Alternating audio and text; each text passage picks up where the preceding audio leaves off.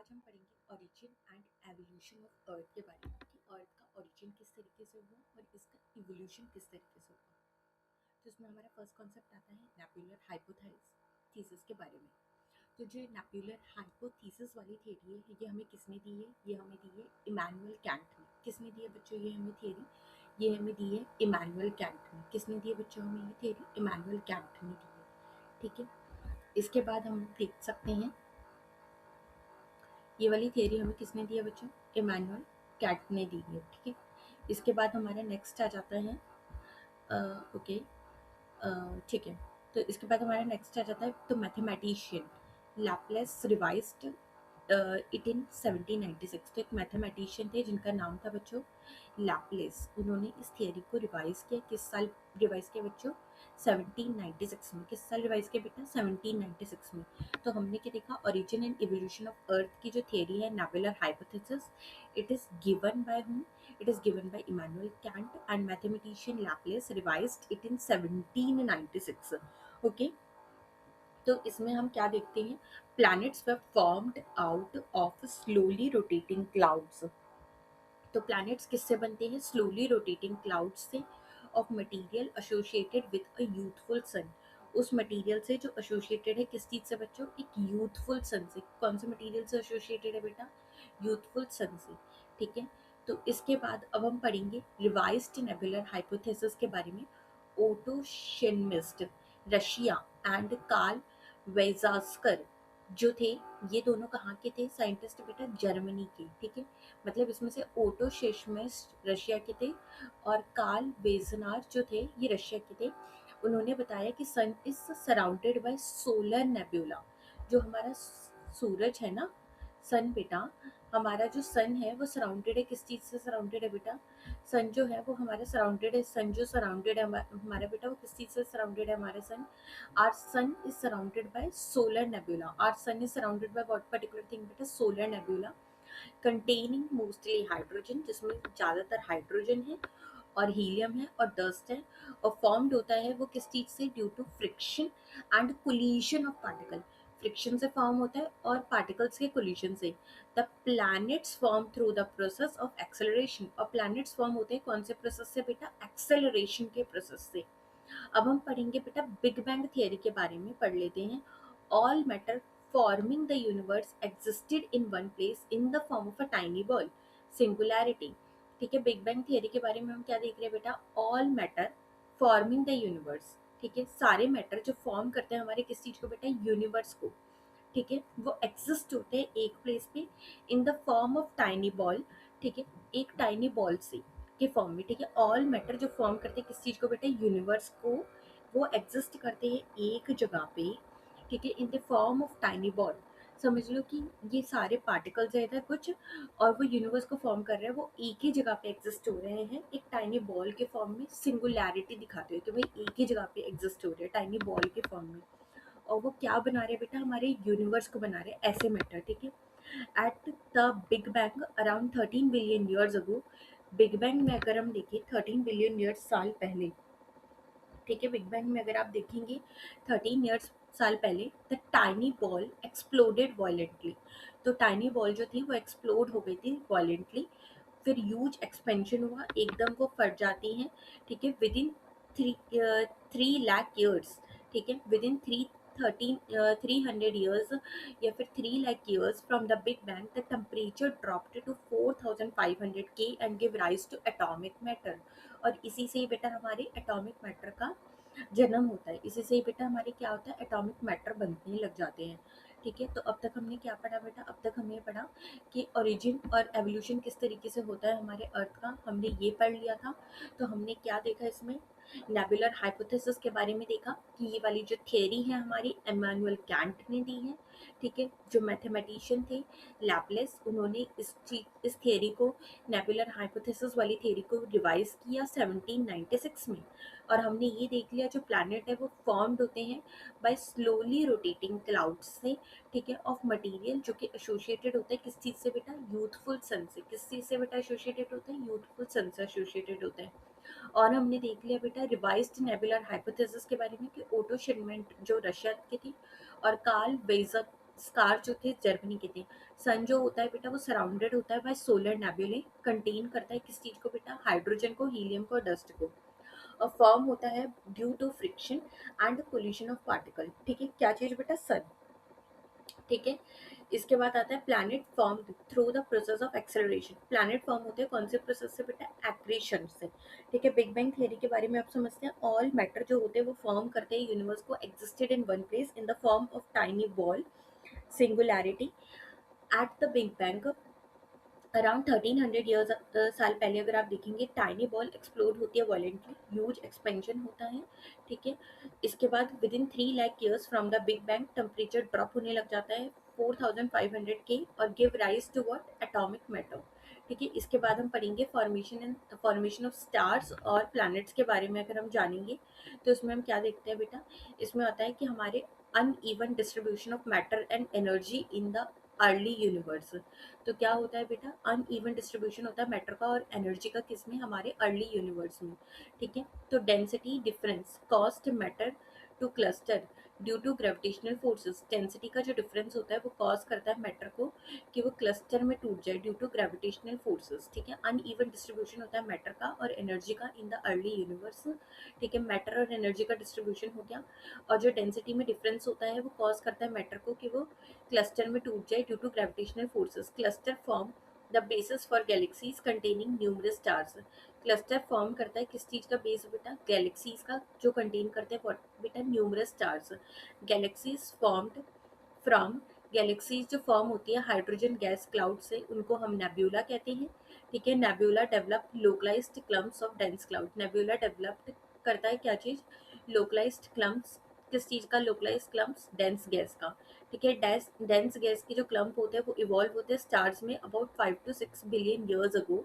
Gravitational force create करता है core surrounded by a rotating disc of gas and dust.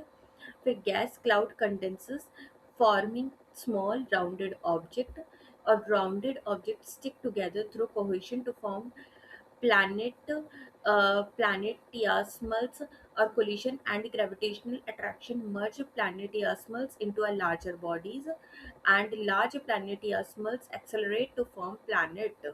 ठीक है, समझ आ गया। तो इसमें हमने क्या देखा, formation of star and planets का था। तो इसमें हमने सबसे पहले देखा uneven distribution of matter and energy in the early universe. ठीक है, तो अनइवन डिस्ट्रीब्यूशन हो जाता है मैटर का और एनर्जी का किस चीज में, अर्ली यूनिवर्स में, ये हमें समझ आ चुका है। ठीक है, इसके बाद हमने क्या देखा, डेंसिटी का जो डिफरेंस होता है वो कॉज करता है मैटर को कि वो क्लस्टर में टूट जाए ड्यू टू ग्रेविटी के फोर्सेस की वजह से। Cluster form the basis for galaxies combine containing numerous star. Cluster की वजह से क्या फॉर्म होता है, गैलेक्सी फॉर्म होते हैं जिसके अंदर बहुत सारे स्टार्स होते हैं। Galaxy form from hydrogen clouds called nebula. और गैलेक्सी जो फॉर्म होते हैं वो हाइड्रोजन क्लाउड से फॉर्म होते हैं और इन क्लाउड्स को नेबुला कहते हैं। नेबुला डेवलप्ड करता है localised clumps of dense gases. ठीक है, इसके बाद डेंस गैसेस के जो क्लम्प्स होते हैं इवॉल्व हो जाते हैं स्टार्स में about 5 to 6 billion years ago. Gravitational force create करता है core surrounded by a rotating disc of gas and dust. ठीक है, गैस क्लाउड कंडेंस हो जाता है फॉर्म करते हुए स्मॉल राउंडेड ऑब्जेक्ट। ठीक है, rounded object stick together through cohesion to form planetesimals. ठीक है, और collision and gravitational attraction merge planetesimals into larger bodies. Larger planetesimals accelerate to form what बेटा, प्लैनेट्स। ठीक है, ये हो गया। इसके बाद हम पढ़ेंगे अपने सोलर सिस्टम के बारे में। हमें पता है कि हमारे सोलर सिस्टम में 8 प्लैनेट्स हैं। My very good mother just serve us nuts. तो उसमें हमारा पहला आ जाता है बेटा मर्कुरी। फिर माई वेरी मतलब Venus, my very my very early mother something like that earth. फिर आ जाता है हमारा मार्स, जस्ट जुपिटर, एस से सैटर्न, अस से यूरेनस एंड एन से नेपट्यून आ जाता है बेटा। तो ये जो 4 है फर्स्ट 4, इनको हम इनर प्लैनेट कहते हैं, इनको हम आउटर प्लैनेट कहते हैं। ये हमारा सन हो जाएगा। ठीक है बेटा, इसके बाद अगर हम इसके कंपोनेंट्स के बारे में देखें सोलर सिस्टम में, तो इसमें सन होता है, हमारे 8 प्लैनेट्स होते हैं, 293 मून्स हैं, एस्टेरॉइड्स है, कॉमेट्स है, डस्ट है, गैसेस है। इसके फॉर्मेशन के बारे में अगर हम देखेंगे बच्चा, तो इसमें पहले नेबुला कोलैप्स आता है एंड कोर फॉर्मेशन जो होता है इसका, वो 5 से 5.6 बिलियन ईयर्स अगो होता है, ठीक है। तो फॉर्मेशन अगर हम देखेंगे बच्चा, तो इसमें हमारा देखो पहले कंपोनेंट्स याद रख लेते हैं। सन होता है, 8 इसके अंदर प्लैनेट्स है, 293 मून्स है, एस्टेरॉइड्स है इसके अंदर, ठीक है, कॉमेट्स है इसके अंदर, डस्ट है इसके अंदर, गैसेस है। फॉर्मेशन के बारे में अगर हम देखें तो नेबुला कोलैप्स है इसके अंदर, और कोर का फॉर्मेशन जो हुआ था इसमें वो 5 to 5.6 बिलियन ईयर्स अगो पहले हुआ था। प्लैनेट फॉर्म में अगर हम देखेंगे तो 4.6 बिलियन ईयर्स अगो इसमें प्लैनेट फॉर्म होते हैं, नेबुला कोलैप्स होता है एंड कोर का फॉर्मेशन होता है 5 to 5.6 billion years ago. Planet form होते हैं 4.6 बिलियन ईयर्स अगो पहले। इसके बाद इनर प्लैनेट को हम टेरेस्ट्रियल प्लैनेट कहते हैं, आउटर प्लैनेट को हम जोवियन या फिर गैस प्लैनेट कहते हैं, जाइंट्स के नाम से जानते हैं। इनर प्लैनेट जिनको हम टेरेस्ट्रियल प्लैनेट कहते हैं, उसमें हमारा आ जाता है मर्कुरी, वीनस, अर्थ और Mars. Rock and metal composition higher density, इसमें क्या होता है, रॉक होता है और मेटल, इनका कॉम्पोजिशन देखा जाता है और डेंसिटी जो होती है वो बहुत ज़्यादा हाई होती है। Formed closer when gases couldn't condense, formed closer मतलब पास पास फॉर्म होते हैं जब गैसेस कंडेंस नहीं होती, ठीक है। Solar winds are stronger near the sun removing gases, solar winds जो होती है वो उसमें स्ट्रॉन्गर होती है नियर द सन, सन के पास, ठीक है, रिमूव कर देती है गैसेस को। They are smaller and have weaker gravity, unable to retain escaping gases, ठीक है। ये स्मॉलर होते हैं, ग्रेविटी इनकी वीक होती है और able unable to retain escaping gases. Outer planet जिनको हम जोवियन या फिर गैस प्लैनेट के नाम से जानते हैं, उनके बारे में अगर हम जानने की कोशिश करें तो ये कैसे होते हैं, तो हमें पता चलेगा बेटा कि इनमें इनकी कैटेगरी में जो आ जाते हैं वो हमारे कौन कौन से आते हैं। जुपिटर आ जाता है, सैटर्न आ जाता है, यूरेनस आ जाता है और आपका नेपट्यून आ जाता है। लार्जर प्लैनेट्स होते हैं विथ थिक हीलियम, इनमें हीलियम की मात्रा बहुत ज़्यादा होती है और हाइड्रोजन की मात्रा भी ज़्यादा होती है। Solar winds are less intense, इनमें सोलर विंड्स कम इंटेंस होती हैं, ठीक है। ये इनकी जो ग्रेविटी होती है वो स्ट्रॉन्ग होती है because they are larger and more massive, ठीक है। इसके बाद बेटा हम पढ़ेंगे अपने मून के बारे में। मून जो है वो हमारी ओनली नेचुरल सैटेलाइट है हमारी अर्थ की, ठीक है, ओनली नेचुरल सैटेलाइट है। ओरिजिन थियरी के बारे में अगर हम देखें तो result of a giant impact और बिग स्प्लैट, तो ये किस चीज़ का रिजल्ट है, हमारे एक जायंट इम्पैक्ट या फिर बिग स्प्लैट का इम्पैक्ट मान सकते हैं अपने मून को। किस चीज़ का इम्पैक्ट मान सकते हैं बेटा, एक result of a giant impact और बिग स्प्लैट का, ठीक है। A body 1 to 3 times the size of Mars collided with अर्थ, ये बॉडी है 1 to 3 times, मतलब जो मार्स है ना उससे 1 to 3 times बड़ा है। A body 1 to 3 times the size of Mars से 1 to 3 times बड़ा है ये, ठीक है। ये हमें पता होना चाहिए इसमें बेटा, और इसमें हमको ये पता होना चाहिए इसके साथ साथ आप सब बच्चों को कि ये कोलाइड करती है, मतलब अर्थ के साथ ही रहता है, ठीक है। The collision collided with earth, the collision occurred shortly after earth के फॉर्मेशन, ठीक है। कोलिशन कब हुआ था, अर्थ के फॉर्मेशन के बाद ही collision occurred shortly after, earth के फॉर्मेशन के बाद ही कोलाइड होता हुआ दिखा हमें। The erected material orbited earth and formed the moon about 444 billion years अगो, जो इजेक्टेड मटेरियल है वो ऑर्बिट करता है अर्थ को and form the moon about 444 billion years ago. Evolution of earth के बारे में अगर हम देखें तो earth started as a volatile hot body with a thin atmosphere of hydrogen and helium. तो earth started as a volatile hot body, earth start होता है किस फॉर्म में बेटा, as a volatile hot body with a thin atmosphere of hydrogen and helium, ठीक है। As अर्थ cool, जैसी अर्थ जो है हमारी वो कूल हो जाती है तो denser material sank towards the centre while lighter ones move towards the surface, तो डेंसर मटेरियल डूब जाते हैं, सैंक हो जाते हैं सेंटर की तरफ, जबकि जो लाइटर मटेरियल होते हैं वो मूव करते हैं किस तरफ बेटा, सरफेस की तरफ। The cooling allowed the formation of a crust on earth का सरफेस, जो कूलिंग ये अलाउड करती है फॉर्मेशन किस चीज़ का बेटा, क्रस्ट का, किस चीज़ पे, अर्थ के सरफेस पे, ठीक है। इसके बाद आ जाएगा हमारा बेटा जो फॉर्मेशन होता है मून का, further heated the earth due to giant impact, the formation of the moon further heat कर देता है किस चीज़ को बेटा, हमारे अर्थ को, due to giant impact. Earth material separated into distinct layer, earth के जो मटेरियल होते हैं वो सेपरेट आउट हो जाते हैं डिस्टिंक्ट लेयर में, कौन कौन से लेयर में बेटा, क्रस्ट में, मेंटल में, आउटर कोर में और इनर कोर में, ठीक है। ये हमें समझ आ गया। इसके बाद हम पढ़ेंगे बेटा रोटेशन, रेवोल्यूशन और उसके इफेक्ट्स के बारे में अब हम पढ़ लेते हैं। ये हमारा नेक्स्ट टॉपिक है। तो इसमें हम देखते हैं कि अर्थ रोटेट करती है हमारी वेस्ट से ईस्ट की तरफ, ठीक है। तो इसमें हम क्या देख रहे हैं बेटा, जो हमारी अर्थ है वो रोटेट करती है वेस्ट से ईस्ट की तरफ on it axis. Earth rotate करती है किस तरफ बेटा, कौन से डायरेक्शन की तरफ रोटेट कर रही है हमारी अर्थ, जो है अर्थ रोटेट कर रही है बेटा हमारी वेस्ट से ईस्ट की तरफ, वेस्ट से ईस्ट की तरफ कर रही है बेटा, वेस्ट से ईस्ट की तरफ on it axis. One rotation जो है उसमें 24 घंटे लग जाते हैं एक रोटेशन होने में। रोटेशन कॉज करता है डे और नाइट को बेटा, ठीक है। और इफेक्ट की बात देखो तो इसमें इसके इफेक्ट से क्या होता है बेटा, हमारे कॉरियोलिस फोर्स और टाइड पे इसका इम्पैक्ट पड़ता है। तो जो ये हमारा रोटेशन हो रहा है ना, अर्थ जब अपनी ही एक्सिस पे गोल गोल गोल गोल घूम रही है तो उसकी वजह से टाइड पे उसका इम्पैक्ट पड़ता है। जो टाइड पे हम इम्पैक्ट देखते हैं वो रोटेशन की वजह से ही है, और कोरियोलिस फोर्स पे भी इसका इम्पैक्ट दिखते हैं। जो सर्कल है डिवाइड करता है डे और नाइट को on the globe is the circle of illumination, ठीक है। तो जो सर्कल जो डिवाइड करता है हमारी डे और नाइट को ऑन द ग्लोब पर, ठीक है। तो जो सर्कल डिवाइड करता है डे और नाइट को हमारे ग्लोब में, उसको हम सर्कल ऑफ इल्यूमिनेशन का सर्कल कहते हैं। उसको हम कौन सा सर्कल कहते हैं, इल्यूमिनेशन का सर्कल कह देते हैं। इसके बाद हमारा आ जाता है day are longer than nights at the equator due to atmospheric reflection.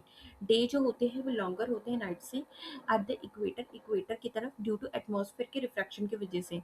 Without an atmosphere day and night would be nearly equal during equinoxes.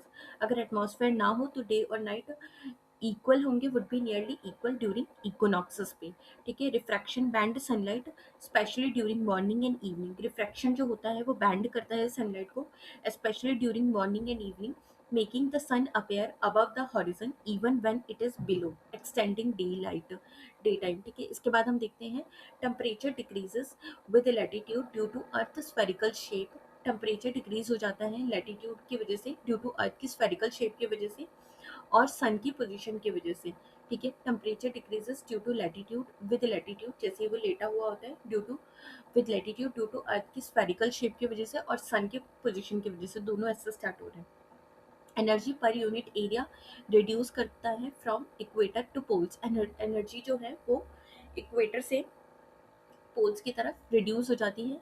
और equator receive direct sunlight, equator direct sunlight receive करते हैं, जबकि जो poles है वो slanting race receive करता है हमारा, ठीक है। इसके बाद हम पढ़ते हैं बेटा, ये वाला टॉपिक हमारा हो गया। इसके बाद हम पढ़ेंगे रेवोल्यूशन ऑफ अर्थ के बारे में। अब अपना जो अर्थ का मोशन है अराउंड द सन, ठीक है। Earth motion around the sun and takes 365 days. Earth का जो मोशन होता है सन के अराउंड उसमें 365 दिन लग जाते हैं हमारे 365 डेज, ठीक है। इसके बाद हम पढ़ेंगे 6 extra hours yearly add up to 1 day every 4 years making February 29 days। 6 extra hours एक साल में ऐड होते हैं, ठीक है। 6 extra hours हर साल ऐड होते हैं, ठीक है। 6 extra hour मतलब हर साल में 6 घंटे 6 घंटे 6 घंटे ऐसे ऐड ऑन होते जाते हैं। तो हर 4 साल के बाद इसलिए फरवरी में एक लीप ईयर आता है जिसका हम कहते हैं 29 डेज वाला, ठीक है। A year with 366 days is called a leap year. इसको क्या कहते हैं बेटा हम, लीप ईयर। समर सोलिस्टाइस के बारे में पढ़ेंगे अब हम। Northern hemisphere tilt towards the sun, Tropic of Cancer receive direct rays. Northern hemisphere जो होता है इसमें हम क्या देखते हैं बेटा, हमारा नॉर्दर्न हेमिस्फीयर जो होता है ना, नॉर्दर्न हेमिस्फीयर वो टिल्ट करता है towards the sun. Northern hemisphere tilt करता है towards the sun, Tropic of Cancer receive direct rays. Northern hemisphere tilt towards the sun, Tropic of Cancer receive करता है क्या चीज बेटा, direct rays. Northern hemisphere tilt करता है सन की तरफ, नॉर्दर्न हेमिस्फीयर टिल्ट करता है इसमें सन की तरफ, ठीक है। इसके बाद आ जाता है हमारे ट्रॉपिक ऑफ कैंसर रिसीव करता है direct rays. Region near poles get slanting rays and arctic circle has 6 months of continuous daylight, ठीक है। इसके बाद आ जाता है इसमें हमने क्या देखा, northern hemisphere tilt towards the sun. Northern hemisphere sun की तरफ टिल्ट करता है, ट्रॉपिक ऑफ कैंसर रिसीव करता है direct rays. Region near poles, जो रीजन जो पोल्स के पास है ऊपर वाला, get slanting rays. Arctic Circle है 6 months of continuous daylight, ठीक है। इसके बाद आ जाता है northern hemisphere experiences summer with the longest day and shortest night, ठीक है। इसके बाद आ जाता है southern hemisphere has winter with longer nights and shorter days, ठीक है। तो नॉर्दर्न हेमिस्फीयर में जब समर होता है तो उसमें समर में नॉर्दर्न हेमिस्फीयर हमारा समर एक्सपीरियंस कर रहा है, ठीक है। समर एक्सपीरियंस कर रहा है with longest day and shortest night. और उसी समय जो सदर्न हेमिस्फीयर है वो हमारा क्या, जो ऊपर नदन में हमारे दिन बड़े हो गए, रात छोटी, तो इसमें रात बड़ी हो गई हमारी, ठीक है, विंटर विद लॉन्गर नाइट, रात तो हमारी बड़ी हो गई, ठीक है, लेकिन दिन हमारे छोटे हो गए। तो ऊपर वाले में दिन बड़े थे, रात छोटी, नीचे वाले में रात छोटी, मतलब रात बड़ी दिन छोटे, और ऊपर में नॉर्दर्न हेमिस्फेयर एक्सपीरियंस कर रहा था समर, और सदर्न हेमिस्फेयर इसी समय पे एक्सपीरियंस कर रहा है हमारा विंटर। और ये किस चीज की बात हो रही है बेटा, ये हमारी बात हो रही है समर सॉलिस्टाइस की। और इसमें हमने क्या देखा, northern hemisphere tilt towards the sun, ठीक है, ट्रॉपिक ऑफ कैंसर जो है वो रिसीव कर रहा है डायरेक्ट रेज, रीजन जो पोल्स के पास है get slanting rays, Arctic Circle has 6 months of continuous daylight, ठीक है, आर्कटिक सर्कल। इसके बाद हमारा आ जाता है विंटर सॉलिस्टाइस के बारे में। अगर हम जानने की कोशिश करें कि विंटर सॉलिस्टाइस क्या होता है, इसमें southern hemisphere tilt towards the sun, Tropic of Capricorn, ठीक है, ट्रॉपिक ऑफ कैंसर रिसीव करता है direct rays, southern hemisphere experience करता है हमारा मतलब उसमें दिन बड़ा हो जाता है, मतलब समर सॉलिस्टाइस एक्सपीरियंस करता है समर, ठीक है, मतलब इसमें साउथ हेमिस्फेयर एक्सपीरियंस करता है summer with longer days and shorter nights, and northern hemisphere इसमें एक्सपीरियंस करता है इसमें विंटर, जिसमें हमारी रात लंबी हो जाती है और दिन छोटा हो जाता है, ठीक है, शॉर्टर रात लंबी हो जाती है और दिन छोटा हो जाता है। तो ये हमारा विंटर सोलिस्टाइज है, ठीक है, इसमें हमारी जो सन की रेज है वो डायरेक्टली ट्रॉपिक ऑफ कैंसर पे पड़ रही है, ट्रॉपिक ऑफ कैंसर रिसीव कर रहा है डायरेक्ट रेज और tilt towards the sun, northern hemisphere tilt कर रहा है सन की तरफ, और इसमें सदर्न हेमिस्फीयर टिल्ट कर रहा है सन की तरफ, और ट्रॉपिक ऑफ कैप्रिकॉर्न रिसीव कर रहा है डायरेक्ट रेज को, ठीक है, इसमें region near poles receive slanting rays, और आर्कटिक सर्कल है 6 मंथ्स ऑफ कंटिन्यूस सनलाइट, मतलब डे लाइट, ठीक है। इसके बाद हमारे इक्विनॉक्स आ जाता है। इक्विनॉक्स में हम क्या देखते हैं बेटा, अपने 21 मार्च जो होते हैं और 23 सितंबर, 21 March and 23 September, sun rays fall directly on the equator creating equal days and nights globally, ठीक है। तो इसमें हमारा क्या आ जाएगा बच्चा, इसमें आ जाएगा 21 मार्च और 23 सितंबर, ये 2 तारीख आपको याद रखनी है, जिस दिन हमारा जो डे और नाइट है वो इक्वल रहता है इन दोनों तारीखों को। कौन कौन सी तारीख बेटा, 21 मार्च और 23 सितंबर, सन की जो रेज है वो फॉल करती है डायरेक्टली हमारी इक्वेटर पे, क्रिएटिंग, किस पे डायरेक्टली फॉल करी है, जैसे उसमें ट्रॉपिक ऑफ कैंसर पे फॉल करी है, ट्रॉपिक ऑफ कैप्रिकॉर्न पे फॉल करी है, तो इसमें हमारी किस पे फॉल करी है, डायरेक्टली इक्वेटर पे फॉल कर रही है, ठीक है। क्रिएट करते हुए क्या क्रिएट करें, equal day and night globally. 23 सितंबर, इसमें आ जाता है हमारे 21 मार्च में, अगर हम देखेंगे तो स्प्रिंग होता है नॉर्दर्न हेमिस्फेयर में और ऑटम होता है हमारा सदर्न हेमिस्फेयर में। इसमें 23 सितंबर को अगर आप देखोगे तो इसमें आपको ऑटम मिलेगा हमारा नॉर्दर्न हेमिस्फेयर में और स्प्रिंग मिलेगा आपको सदर्न हेमिस्फेयर में, ठीक है। इसमें इक्वल डेज एंड नाइट, और 21 मार्च 23 सितंबर, ठीक है। इसके बाद हमारा रोटेशन कॉज करता है डे और नाइट को, और revolution along with axial tilt cause करता है हमारे सीजन को, और revolution along with what, axial tilt. इसके बाद हम पढ़ेंगे बेटा अपने लैटिट्यूड और लॉन्गिट्यूड के बारे में। देखो, लैटिट्यूड और लॉन्गिट्यूड के बारे में अगर हम देखेंगे,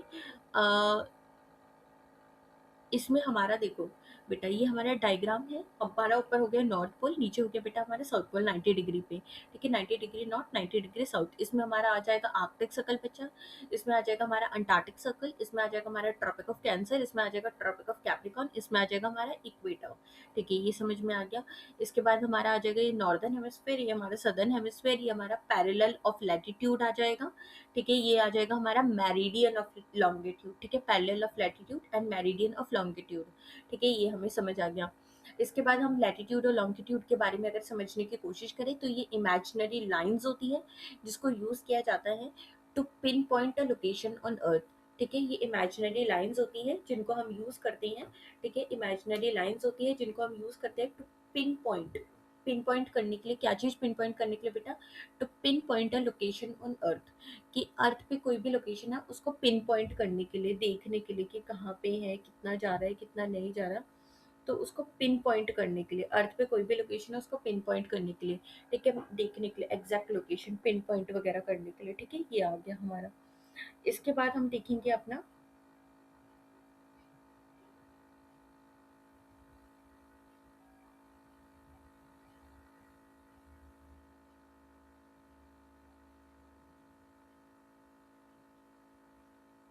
ठीक है,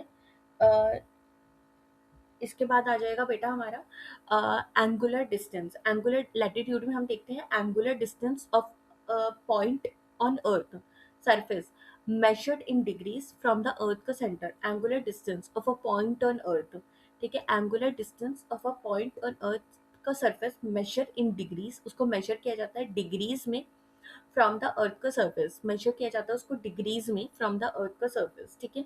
इसके बाद ड्यू टू अर्थ का slight flattening, due to earth जो है वो हमारी थोड़ी सी फ्लैटेंड है at the poles, a degree of latitude is longer at the poles than at the equator, ठीक है। तो इसमें हमने क्या देखा लैटिट्यूड में बेटा, angular distance of a point on earth, angular distance on a point on earth का सरफेस, मतलब इसमें एक एंगल फॉर्म होता है। Angular distance of a point on earth का सरफेस मेजर्ड किया जाता है उसको डिग्रीज में फ्रॉम द अर्थ का surface, measured in degrees from the earth surface, ठीक है। इसके बाद आ जाता है ड्यू टू अर्थ का स्लाइट फ्लैटनिंग, ठीक है, एट द पोल्स, पोल्स पे थोड़े से फ्लैटेंड है। अ डिग्री ऑफ लैटिट्यूड जो होता है वो लॉन्गर होता है पोल्स पे। A degree of latitude due to earth slight flattened है किस पे, पोल्स पे, ठीक है, चिपकी से हुई है। A degree of latitude is longer, a degree of latitude जो है वो लॉन्गर है at the poles than at the equator. A degree जो है लैटिट्यूड का वो लॉन्गर है at the poles then at the equator a degree of latitude is longer at the poles। a degree of latitude longer है किस पे बेटा, poles पे, ठीक है। डिग्री जो है लैटिट्यूड की वो पोल्स पे लॉन्गर है, ठीक है, डिग्री पोल्स पे लॉन्गर है। देन एट द इक्वेटर पे इतना ज़्यादा डिग्री आपको नहीं मिलेगा जितना ज़्यादा डिग्री आपको किस पे मिलेगा, पोल्स पे आपको ज़्यादा डिग्री मिलेगा। इस वजह से क्योंकि अर्थ स्लाइटली फ्लैटेंड है और एंगुलर डिस्टेंस देखने के लिए काम आता है of a point on earth का surface measured in degrees from the earth का सरफेस। इसके बाद हम देखते हैं अर्थ 0 डिग्री है, ठीक है, इक्वेटर पे 0 डिग्री होता है 68.704 माइल्स, और जैसे ही हम 45 डिग्री लैटिट्यूड पे आते हैं, ठीक है, पोल्स पे हमारा कितना आ जाता है 69.407 माइल्स, ठीक है। तो एवरेज डिस्टेंस 69 माइल्स, ठीक है। तो हमने क्या देख लिया इतना, ओके। इसके बाद आ जाता है हमारा डिस्टेंस वगैरह हो गया। इसके बाद हम देखेंगे लैटिट्यूडनल हीट जोन्स के बारे में देखेंगे। अब हम किसके बारे में देखेंगे बेटा,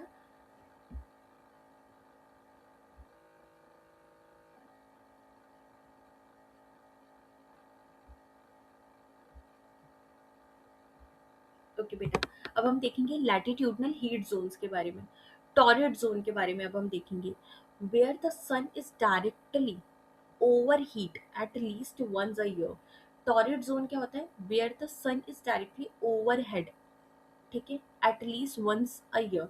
जब सन मतलब जो सन होता है वो डायरेक्टली हमारे ऊपर होता है एटलीस्ट एक बार तो होगा ना साल में, रिसीविंग मैक्सिमम हीट, इसको हम कहते हैं torrid zone.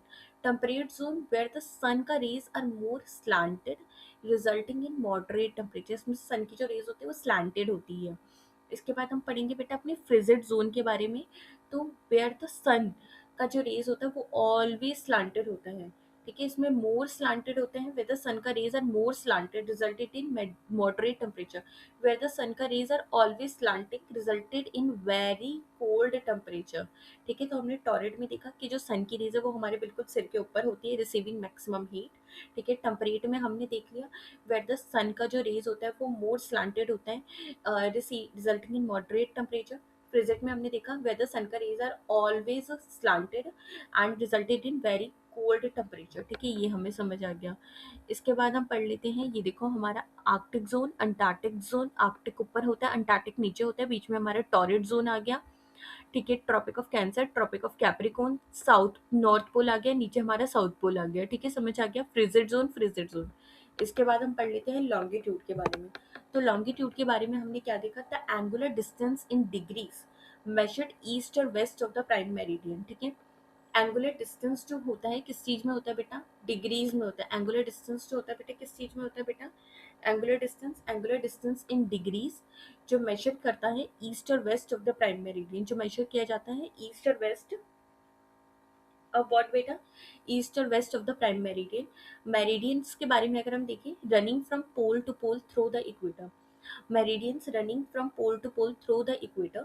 The prime meridian 0 degree passes through the Royal Astronomical Observatory in Greenwich, London. ठीक है, तो इसमें हमने क्या देखा बेटा, एंगुलर डिस्टेंस इन डिग्रीज. ठीक है, angular distance in degrees measured east और west of the prime meridian. ठीक है, तो लॉन्गिट्यूड के बारे में हमने क्या देखा बेटा, the angular distance in degrees measured east or west of the prime meridian. The angular distance in degrees measured east or west. Distance ना, angular distance in degrees measured east और west of the prime meridian. ठीक है, meridians के बारे में हमने क्या देखा बेटा, running from pole to pole through the